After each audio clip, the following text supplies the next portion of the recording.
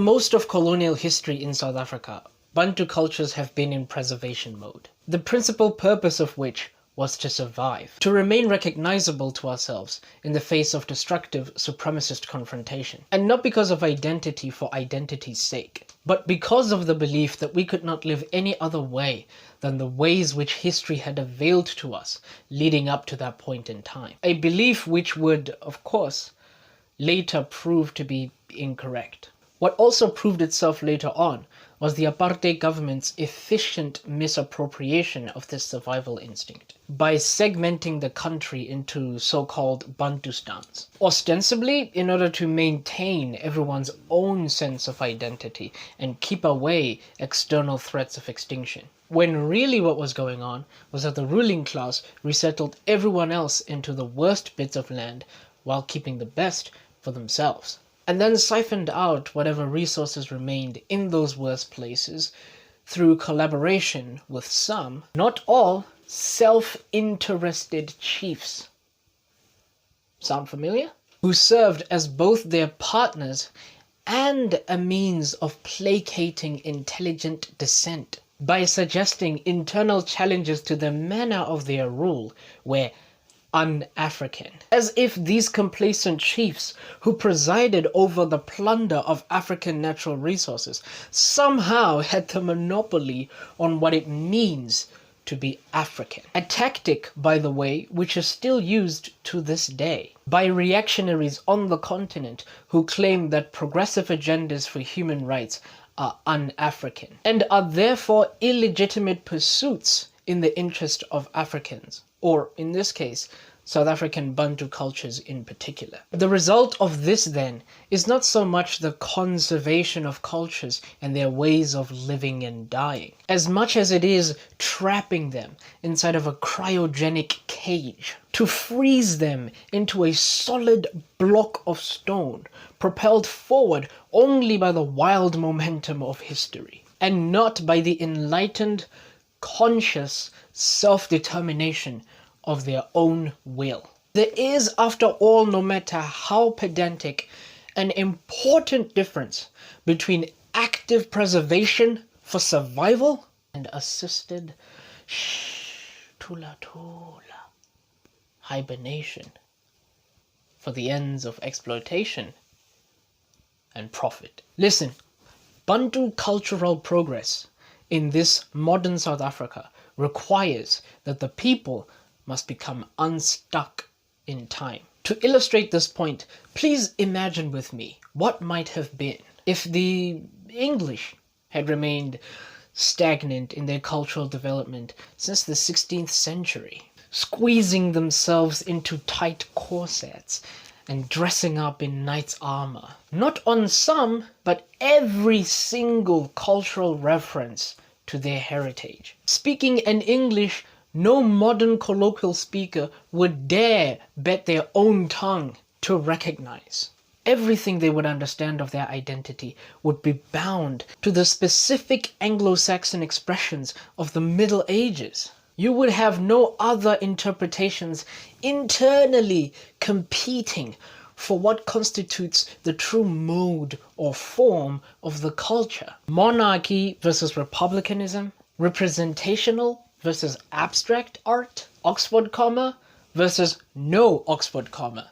And you get the idea. Conversations from within, capturing different facets of the culture at pivotal moments, and forming a social timeline depicting some kind of philosophical progression, instead of being frozen in one specific period in time.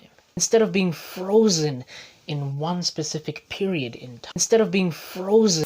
That is the predicament within which Bantu cultures find themselves caught. A significant conception of ourselves is what we were when we were first colonized, when we became black. As if a picture of ours was taken back then, and our collective souls were trapped inside of it. And as a result, we have not aged all that much in the many years since that flashing light first hit us. We are statues in time, petrified by our own endured traumas. But that has to stop. Stopping has to stop. We have to become unstuck in time and start moving forward. The progression doesn't necessarily have to be in the same or similar terms as others, but it does have to be. There is a little girl in our future who will go to school and finish her tertiary studies all in the language her father sang to her while she fed at her mother's breast. She is unstuck in time. After her graduation, she climbs mountains upon mountains of scientific research until at the summit she happens upon a fresh discovery. At that moment, this new knowledge rocks gently in the privacy of her as yet singular appreciation. She descends back home, burns impepho as a ceremonial balance of the heart and the mind, while she poetically summons up her history, captured in the names of her ancestors. She stretches the heavens before her forefathers, telling them the names of the twinkling lights and of the worlds beyond the world they birthed her into. Our home is bigger than they knew. Names that fill the dark belly of the mighty ocean. Even little names, invisible names, names of microscopic creatures that lived in their bellies, our bellies, and on our faces. Some names who troubled them with terrifying disease. Still trouble us, in fact.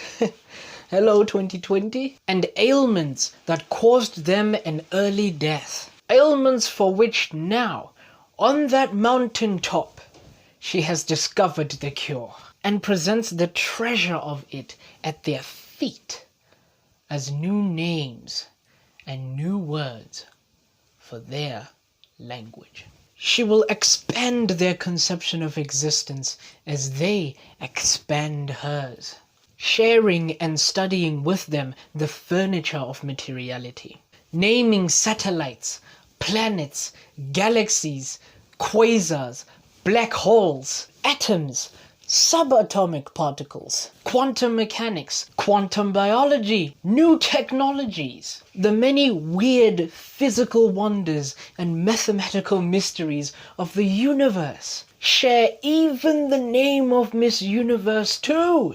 All of it in the language that they left for her, that she must nurture it and make it grow, so that it bears fruit they never even knew existed. New fruit, a banquet of developmental knowledge, so that the ancestor and the descendant can both dine together on the edification of their culture.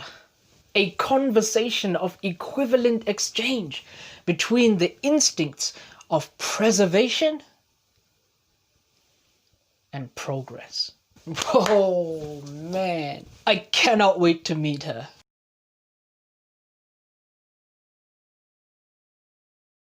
Now, I just want to make it clear that I understand that there has been innovations in science and technology that have come from South Africa, across the different cultures that we have in South Africa.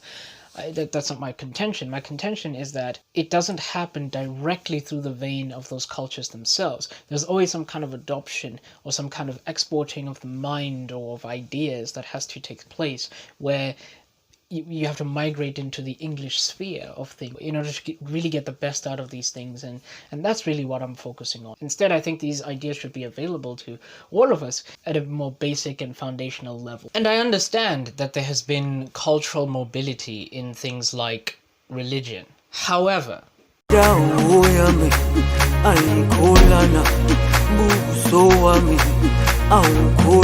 may I please get back to you on that one?